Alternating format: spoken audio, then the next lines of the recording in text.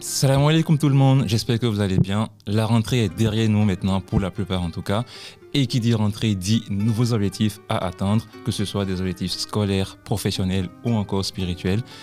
Et ces objectifs, on a tous envie de les atteindre, bien évidemment. Dans cette vidéo, nous allons explorer ensemble comment notre vie spirituelle peut avoir un impact énorme sur notre réussite.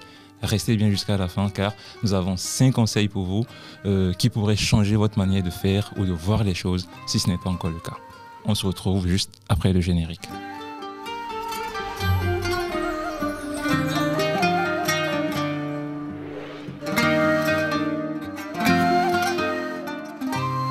Le parcours de la réussite est long et semé d'obstacles qui peuvent parfois nous démotiver.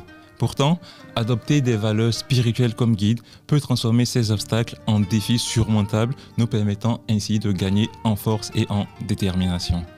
La spiritualité est une puissante énergie qui renforce notre capacité d'autodéveloppement et représente le lien entre l'homme et son créateur, à qui il doit bien évidemment son existence.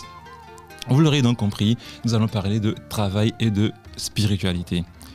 D'abord, on commence par le travail. Dans le Coran, Allah déclare « Nous avons fait dépendre le destin de chaque être humain de ses propres efforts » Sourate Isra, verset 13.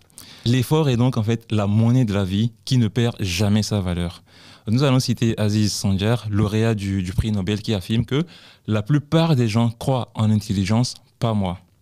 Ce qui nous sépare les uns des autres, c'est le travail. Je crois au travail. De très belles paroles qui nous montrent que la réussite nécessite un travail acharné et constant.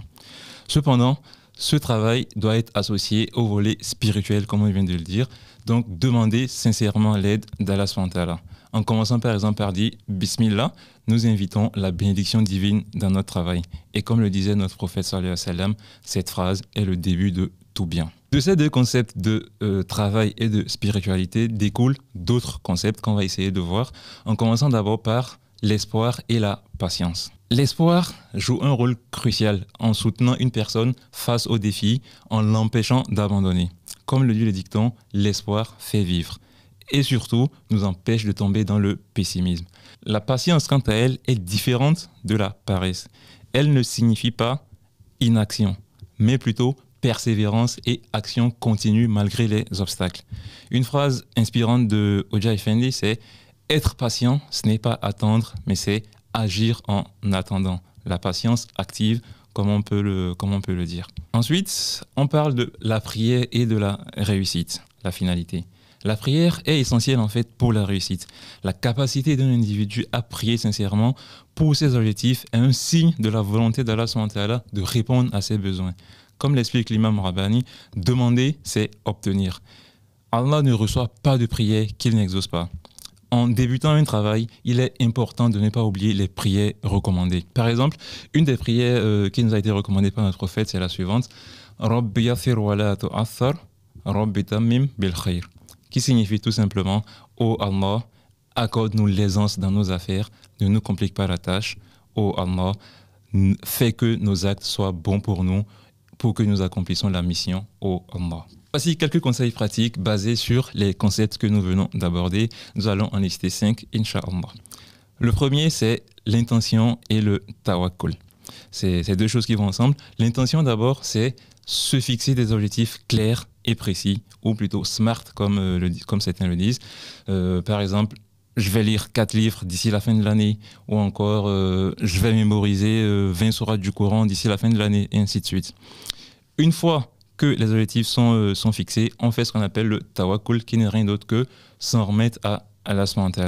S'en remettre à Allah SWT, comment on le fait aussi dans la formulation de notre objectif, c'est par exemple, je vais lire 4 livres jusqu'à la fin de l'année par exemple, et à la fin on rajoute quoi? Inch'Allah, si Allah SWT le veut, on s'en remet à lui et on fait le tawakkul, donc l'intention et le tawakkul. Lui-même en plus nous le rappelle dans la sourate 3, verset 159. Lorsque vous avez pris une décision sur un sujet et que vous êtes sur le point de la mettre en pratique, placez votre confiance en Allah. Faites-le. Allah aime en vérité ceux qui lui font confiance. Ensuite, le deuxième point, ne vous laissez pas décourager. Même si le problème paraît grand, décomposez-le en plus petites parties pour le surmonter plus facilement. Tout le monde dirait par exemple que manger une pomme d'un coup est impossible, mais une fois que la pomme est découpée en tranches, ça devient du coup plus abordable. Et le plus important, rappelez-vous qu'Allah SWT promet une facilité derrière chaque difficulté. Fa'innamal usri yusra, innamal usri yusra, sourate 94, verset 5-6. Troisième point, persévérer. Une petite histoire pour nous montrer l'importance de la persévérance, c'est celle d'Ibn Hajar, qui n'arrivait pas à évoluer dans la recherche de sa connaissance. Il était inscrit dans une madrasa et il a décidé d'abandonner. Du coup, en rentrant sur le chemin du retour dans une grotte, il voit des gouttes d'eau tomber continuellement sur un rocher. Et ces gouttes d'eau-là ont réussi à faire un trou dans le rocher en question. Et là, il se dit, si des gouttes d'eau, à force de répétition, arrivent à faire un trou dans ce rocher aussi solide, alors moi aussi, je suis capable d'apprendre la science d'Allah SWT avec de la persévérance. Il retourne donc dans sa madrasa et le reste appartient à l'histoire. Quatrième point, travailler sans attendre le moment parfait. Travaillez à tout moment et dans toutes les circonstances. Ne restez pas inactif sous prétexte de chercher le moment idéal. Ce n'est jamais le bon moment. Toujours le faire quand on a la possibilité. Et le dernier point, c'est éviter la procrastination. Celle-là, c'est notre plus grand ennemi. On y tombe aussi facilement dans la procrastination, par exemple en ne respectant pas le conseil précédent qu'on a donné, c'est-à-dire lorsqu'on attend tout le temps le bon moment, le moment parfait. Quand je serai à la maison, je vais le faire. Ou avant de dormir, je vais le faire. Finalement, ah non, je suis fatigué. Demain matin, très tôt, je vais le faire. Et finalement, on ne le fait jamais. Et comme l'a dit Saint François d'Assise, si ce n'est pas maintenant, alors quand? Et de plus, qui est certain de son après? Personne. Nous sommes donc à la fin. Nous avons vu comment la spiritualité peut influencer positivement notre réussite en renforçant notre effort, notre espoir, notre patience et notre prière. Ces éléments sont essentiels pour transformer les défis en opportunités et atteindre nos objectifs. Pour conclure, je vous encourage à intégrer ces différents conseils dans votre vie quotidienne. Fixez des objectifs clairs, faites confiance en Allah SWT, soyez persévérants et ne laissez pas les obstacles vous décourager. Si vous avez trouvé cette vidéo utile, n'hésitez pas à vous abonner, à partager et à laisser un commentaire. Et j'ai une question pour vous. Quelle est votre méthode pour rester motivé et persévérant dans vos objectifs? Dites-le nous en commentaire, nous avons hâte de vous lire. Merci d'avoir regardé cette vidéo jusqu'à la fin. N'oubliez pas de cliquer sur la cloche pour être averti des prochaines vidéos. On se retrouve bientôt pour d'autres conseils et réflexions inspirants. Qu'Allah facilite nos efforts et nous guide vers la réussite. Salam alaikum et à très bientôt.